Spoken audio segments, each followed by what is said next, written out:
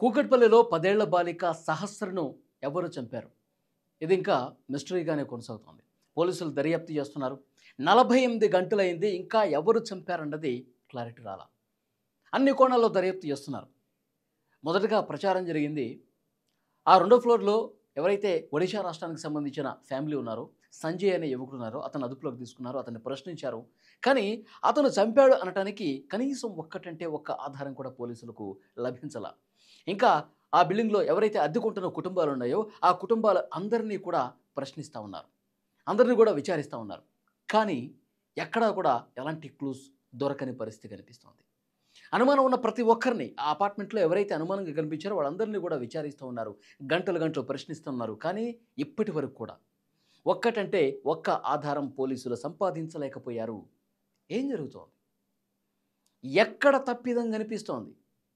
అంటే హత్య చేసిన వ్యక్తి చాలా తెలివిగా ఎక్కడ ఆధారం దొరకకుండా ఏ ఒక్క చిన్న క్లూ కూడా లేకుండా అంత తెలివిగా మర్డర్ చేశాడా? పోలీసులు ఒక విషయం మాత్రం చాలా క్లియర్‌గా చెప్తా ఉన్నారు. బయట వ్యక్తులు కాదు. బయట నుంచి ఎవరు కూడా ఆ బిల్డింగ్‌లోకి ఎంటర్ కాలేదు. దగ్గరలో ఉన్నటువంటి సీసీ కెమెరాలో రికార్డ్ అయినటువంటి దృశ్యాలన్నీ కూడా పరిశీలించిన తర్వాత ఉదయం 9 గంటల నుంచి మధ్యాహ్నం 1 గంట వరకు బయట వ్యక్తులు ఎవరూ కూడా రాలేదు. ఆ బిల్డింగ్‌లో ఉన్న వాళ్ళే చంపారు అనటానికి ఈ ఒక్క ఎవిడెన్సు సరిపోతుంది అని చెప్పి పోలీసులు చెప్తా ఉన్నారు. మరి ఆ అపార్ట్మెంట్‌లో ఉన్న వాళ్ళే అయితే ఆ అద్దెకున్న వాళ్ళా? ఓనర్సా? లేకపోతే ఇంకెవరన్నా? దీన్ని తేల్చటానికి చాలా కీలకంగా ప్రస్తుతం పరిస్థితులు కనిపిస్తూ ఉన్నాయి. ఒకటి డాగ్ స్క్వాడ్ వచ్చింది. ఆ డాగ్ స్క్వాడ్ అక్కడక్కడే తిరిగింది. ఆ బిల్డింగ్ చుట్టుపక్కల గల్లీలు. అంతే తప్ప ఎంత దూరం పోలా. అంటే దీన్ని బట్టి కూడా అర్థమవుతుంది ఆ అపార్ట్మెంట్‌లోనే ఉన్నాడు చంపినవాడు అనేది చాలా క్లియర్‌గా అర్థమవుతోంది.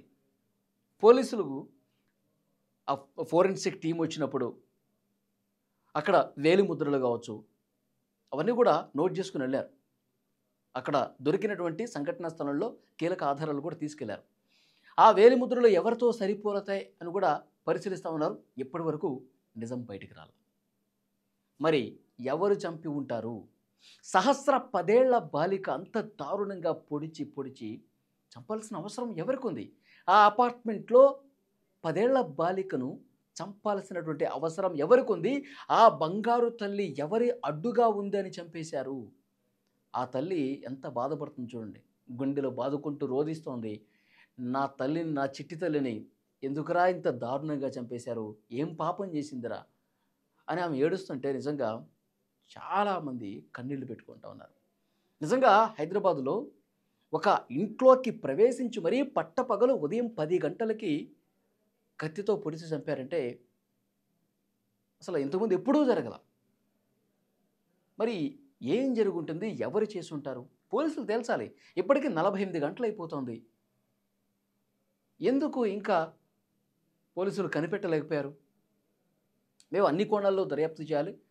అందరినీ పిలిచి విచారించాలి అని మాట్లాడుతూ ఉన్నారు. ఆ ఒడిషా యువకుడిని కూడా వదిలిపెట్టేసినట్టుగా తెలుస్తోంది. ఎందుకంటే ఆధారం లేదు. దొరకలా ఏమి. ఇప్పుడు ఆ పాప అంత్యక్రియలు కూడా పూర్తయిపోయాయి. ఆ పేరెంట్స్‌ను కూడా విచారించాల్సిన అవసరం ఉంది అని చెప్పి పోలీసులు ప్రస్తుతం భావిస్తున్నారు. మరి తల్లిదండ్రులు కోణంలో కూడా విచారించాలని చెప్పి చాలామంది కోరుతా ఉన్నారు. ఆ బిల్డింగ్‌లో ఉన్న అద్దె వాళ్ళని ఎవరైతే ఉంటున్నారో వాళ్ళందరినీ కూడా విచారించారు. కానీ దొరకలా. మరి కుటుంబ సభ్యులను కూడా ప్రశ్నించాలి కదా! కుటుంబ సభ్యులు ప్రమేయం ఏమన్నా ఉందా లేదో కూడా ఆ కోణంలో కూడా విచారించాలి కదా! తల్లేమో 10 గంటలు ఆమె డ్యూటీకి వెళ్ళిపోయింది. ఆసుపత్రిలో ల్యాబ్ టెక్నీషియన్‌గా పనిచేస్తుంది. ఆమె డ్యూటీకి ఆమె వెళ్ళిపోయింది. తర్వాత తండ్రి ఒక మెకానిక్ షెడ్‌లో పనిచేస్తా ఉన్నాడు. అతని డ్యూటీకి అతను వెళ్ళిపోయాడు. ఆ చిన్న పాప తమ్ముడు ఉన్నాడు. ఇంటి దగ్గర స్కూల్‌లో చదువుతా ఉన్నాడు. లంచ్ పెట్టేసారు. బాక్స్ పెట్టేసి వెళ్ళిపోయింది తల్లి. సో 12 గంటలకి ఈ పాపే వెళ్ళి, అమ్మ తమ్ముడి బాక్స్ నేను ఇస్తాను. నేను వాళ్ళ ఇంట్లోనే ఉన్నాను కదా! నాకు స్కూల్ లేదు కదా! తమ్ముడికి ఆ స్కూల్ దగ్గరికెళ్ళి బాక్స్ నేనే ఇచ్చేసి వస్తాను అని చెప్పింది. సరే అమ్మా అని చెప్పి తల్లిదండ్రులు ఎవరి పని మీద వాళ్ళు వెళ్ళిపోయారు. కానీ స్కూల్ నుంచి తండ్రికి ఫోన్ వచ్చింది. ఇతను మెకానిక్ షెడ్‌లో ఉన్నాడు కదా! ఫోన్ వచ్చింది. అబ్బాయికి లంచ్ తీసుకురాలేదేంటండి? అని ఫోన్ వచ్చింది. ఈ తండ్రి కంగారు పడిపోయి పాప తీసుకురావాలి కదా! ఎందుకు తీసుకెళ్ళలేదు అని చెప్పి ఆగమేఘాల మీద మరి కొడుకు ఆకలితో ఉంటాడు కదా! లంచ్ బాక్స్ రాకపోతే. సో ఫాస్ట్‌గా ఇంటికొచ్చాడు. ఇంటికొస్తే బయట నుంచి గడి పెట్టుంది. గడి ఓపెన్ చేశాడు. లోపలికెళ్ళి చూశాడు. చాలా దారుణంగా కత్తితో పొడిచి పొడిచి గొంతు మీదే 10 ఘాట్లు ఉన్నాయి. తర్వాత పొట్ట భాగంలో చెస్ట్ మీద కత్తితో పొడిచినటువంటి గుర్తులు కనిపించి నాకు షాక్ అయిపోయాడు.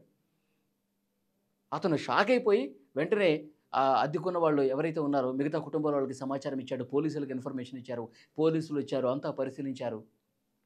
అక్కడ ఆ సీన్ చూస్తే బెడ్ అంతా చిందరవందరగా ఉంది. ఇంట్లో సామాన్లు కూడా కొన్ని పక్కకు పడిపోయి ఉన్నాయి.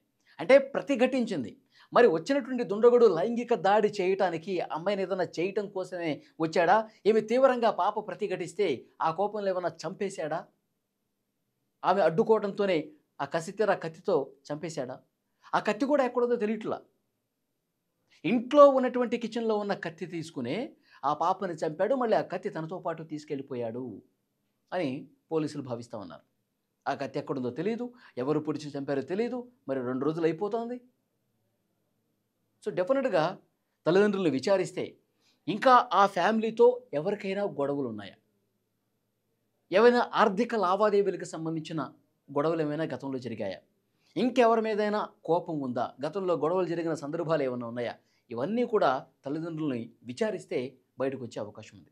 మరి ఎవరితోనో గొడవలున్నా గానీ అతను గేట్ నుంచే లోపలికి రావాలి కదా! మరి ఎవరు కూడా ఉదయం బయట వ్యక్తులు రాలేదని చెప్పి పోలీసులు చెప్తా ఉన్నారు. ప్రతి మినిట్టు ఆ సీసీ ఫుటేజ్‌ని పరిశీలిస్తే ఆ గల్లీ చివరనుంది ఒక సీసీ కెమెరా. దాన్ని పరిశీలిస్తే ఎవరు కొత్త వ్యక్తులు, బయట వ్యక్తులు వచ్చినట్టుగా కనిపించలేదట. మరి వెనకాల నుంచి వచ్చాడా? వెనకాల గోడ దూకి మరీ వచ్చి పై ఫ్లోర్‌కి పెంట్ హౌస్‌లోకి వెళ్ళి చంపాడు అంటే అది సాధ్యమవుతుందా? ఇది కూడా ఆలోచిస్తా ఉన్నారు. సో, డెఫినిట్‌గా ఇదొక మిస్టరీగా ఉంది. చాలామంది తల్లిదండ్రుల మీద కొంతమంది అనుమానం వ్యక్తం చేస్తున్నారు. వాళ్ళేమన్నా గొడవలు పడ్డారేమో చూడండి. తండ్రి మీద కొంతమంది అనుమానం వ్యక్తం చేస్తూ కూడా మాట్లాడుతూ ఉన్నారు. మరి ఏది వాస్తవం అనేది ఇన్వెస్టిగేషన్ చేస్తే క్లియర్‌గా విచారిస్తే తెలుస్తుంది.